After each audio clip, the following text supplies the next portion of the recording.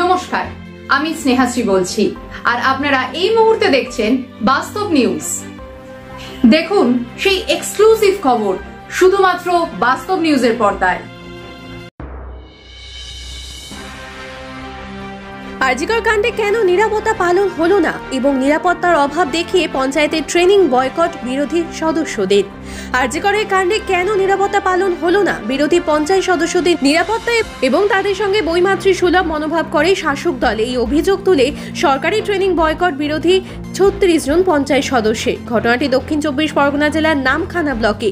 স্থানীয় সূত্রে জানা যায়, আজ নামখানা বিডিও অফিসে পঞ্চায়েত সমিতির হলে নামখানা ব্লকে ৫টি গ্রাম পঞ্চায়েতের সমস্ত পঞ্চায়েত সদস্যদের নিয়ে একটি সরকারি ট্রেনিং এর ব্যবস্থা করা হয়। ট্রেনিং এর সময় দেওয়া হয় বেলা ১১টায়। সেই মতো বিরোধী সদস্যরা একই সঙ্গে মিটিং হলে আসেন।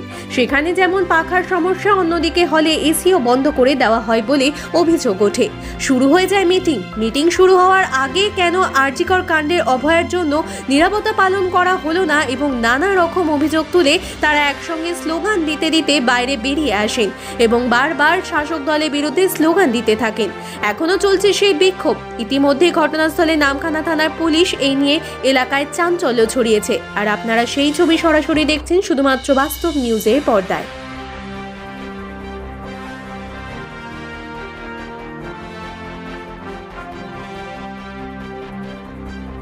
জানি যে আমাদের আরজিকর হসপিটালে যে দুর্ঘটনাটা ঘটেছে, সাধারণ একটা ছোট্ট বাচ্চা মেয়েকে যে অত্যাচার করে ওরা মেরে ফেলেছে, সেই জন্য তো আমি হচ্ছে একজন জনপ্রতিনিধি, তাই আমাদের এখানে বিডিওতে ডাকা হয়েছে। একটা ট্রেনিং ছিল, কিন্তু ট্রেনিংটা শুরু করার আগে আমরা তো সবাই জানি যে কি ঘটনা ঘটেছে, কিন্তু তার জন্য ১ মিনিটের জন্য হলেও নীরবতা পালন করা উচিত ছিল।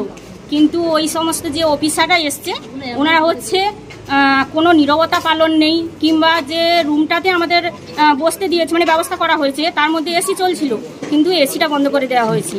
ফ্যানগুলো বন্ধ, কিছু ফ্যান চলছে, কিছু ফ্যান বন্ধ আছে। এইরকম একটা অন্ধকার বন্ধ ঘরের মধ্যে আমাদের ট্রেনিংটা হচ্ছে। তো আমরা বলছিলাম যে ঘটনা আরজিকর হসপিটালে যে ঘটেছে আমরা তো সবাই জানি, তাহলে তার জন্য ১ মিনিটের জন্য আমরা নীরবতা পালন করলে আমাদের কি এমন ক্ষতি হতো? আমরা তো সবাই মানুষের মধ্যে মানবিকতা থাকি। তো সেই কারণে আমরা এই প্রতিবাদ করে একদম বিরোধী বলে তো আমাদের সবকিছু আড়াল করে রাখছে। এবং আমরা যে পঞ্চায়েতে যাই, পঞ্চায়েতের মাধ্যমে আমাদের কিছু কাজ আছে, তো ওই কাজগুলো হচ্ছে আমাদেরকে বাদ দিয়ে ওদের মধ্যে কাজগুলো ভাগাভাগি করে নেয়। আমাদেরকে সব প্রথম থেকে আড়াল করে রেখেছে। এবং আমরা হচ্ছে সুরক্ষা নয়, আমরা নারী থেকে আমরা সুরক্ষা নয়, আমরা সুরক্ষা চাইছি। আপনারা কতজন বিরোধী রয়েছে? আমাদের অঞ্চলে আছে আমরা ৬ জন মেম্বার। আমরা হরিপুর অঞ্চলে আমরা আমাদের ৬ জন। নামখানা ব্লকে ৩৮টা, কিন্তু আমরা হচ্ছে ৩৮ জন। আমরা হরিপুর অঞ্চলে আছি, আমাদের বিরোধী দলনেতা হচ্ছে বিরোধী জন আছি ৬ জন। আপনার নাম? পুষ্পরানী সিংহ। কোন পদে আছে? আমি সদস্য মেম্বার। কোন দলে? বিজেপি।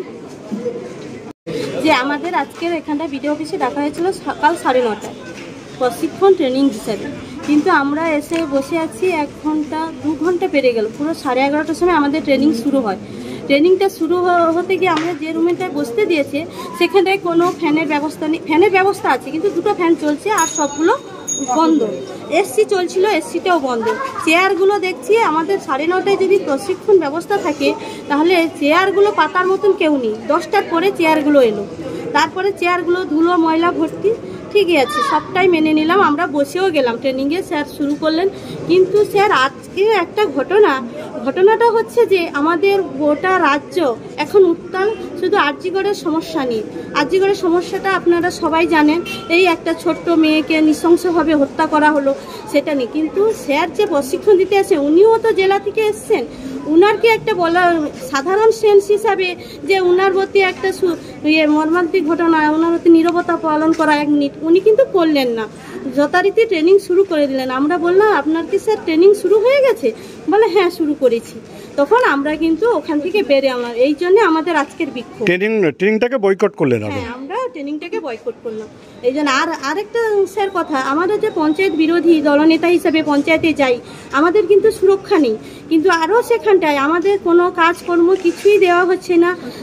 সব সময় বিরোধী হিসাবে আমাদের একটা চিহ্নিত ঝগড়াঝাটি, প্রত্যেক জেনারেল মিটিংয়ে আমাদের ঝগড়া করতে হবে যে আমাদের একটা কাজ নেই। 1 বছর গেলাম, আজও অবধি কোনোদিন কাজ পাইনি। কিছু কাজের জায়গা হলে জিজ্ঞাসা করলে এটা পঞ্চায়েত সমিতি থেকে এসছে, এটা জেলা পরিষদ থেকে এসছে, আমরা কিছু জানি না। তাহলে আমাদের তাহলে প্রত্যেক বুধে বুধে কিন্তু ওদের কিন্তু মেম্বার যারা বিরোধী আছে তারা কিন্তু, আমরা কিন্তু জিতা মেম্বার, কিন্তু ওরা বিরোধী মেম্বার হিসেবে ওরা কিন্তু সব কাজ পেয়ে যাচ্ছে, আমরা কিন্তু পাচ্ছি না। ওরা বিতরণ করছে, ওরা চারা আসুক, কোনো সার আসুক, মাছ আসুক, ওরা কিন্তু বিতরণ করে দিচ্ছে, কিন্তু আমরা মেম্বাররা কোনো কিছু জানতে পারছি না। জিজ্ঞাসা করলে বলছে পঞ্চায়েত প্রধান বা উপপ্রধান, ওনারা বলছে যে না, এই আমরা জানি না, এটা পঞ্চায়েত সমিতি থেকে এসছে। আপনার নাম? আমার নাম নীলিমা গিরি। কোন দলের? আমি বিরোধী দলের বিজেপি মেম্বার, আমি একজন মেম্বার। ইতিমধ্যে আপনার এলাকায় বা আপনার ব্লকে 38 জন বিরোধীরা রয়েছে, 50 সদস্য সম্ভবত, কিন্তু তাদের একটা অভিযোগ বিভিন্ন ট্রেনিং, তাদের যে কাজকর্ম রয়েছে তারা পাচ্ছে না, তাদেরকে বঞ্চিত করা হচ্ছে। আজকের আপনাদের ট্রেনিং বয়কট করলো তারা, কি বলবেন? ট্রেনিং বয়কট করে কি হবে? এটা পিএনআরডি থেকে একটা ট্রেনিংয়ের ব্যবস্থা থাকে, রিপ্লেসমেন্ট ট্রেনিং, যার দেখুন নলেজ সবার কাছে তো থাকে না, নলেজ কালেক্টেডের জন্য সেখানে ট্রেনিংয়ের ব্যবস্থা করে সরকার।